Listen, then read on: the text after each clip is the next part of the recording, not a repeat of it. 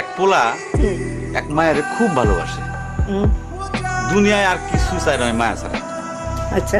কিন্তু মায়া পোলাটারে পছন্দ করে না। ওহো। অনেক চেষ্টার পর মায়া সে পোলাটারে কইল যে ঠিক আছে, হ্যাঁ। আমি তোমারে ভালোবাসতে পারি, হ্যাঁ। আমার একটা জিনিস আইনে দিতে হবে। কি রে?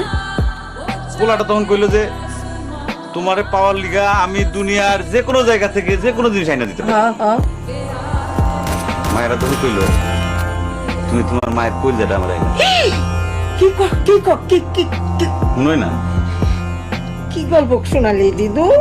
পোলা তখন দৌড়াইতে দৌড়াইতে তার মায়ের কাছে গেল।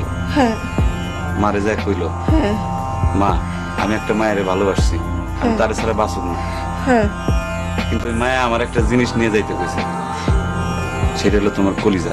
তুমি যদি তোমার কলিজাটা আমার দাও, ওই মায়াটা কলিজাটা পাইলে আমার ভালোবাসে। মা তখন কইল তুই আমার একমাত্র বুকের ধন, তোর সুখের জন্য আমি সবকিছু করতে পারবো।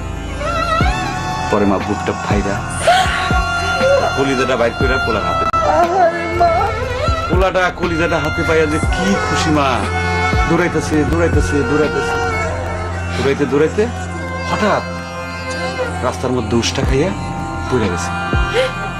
হাতের কলিজাটা হাতের থেকে ছুটে রাস্তার মধ্যে পড়ছে। তখন মায়ের কলিজাটা কইতেছে ব্যথা পাইছো বাজান?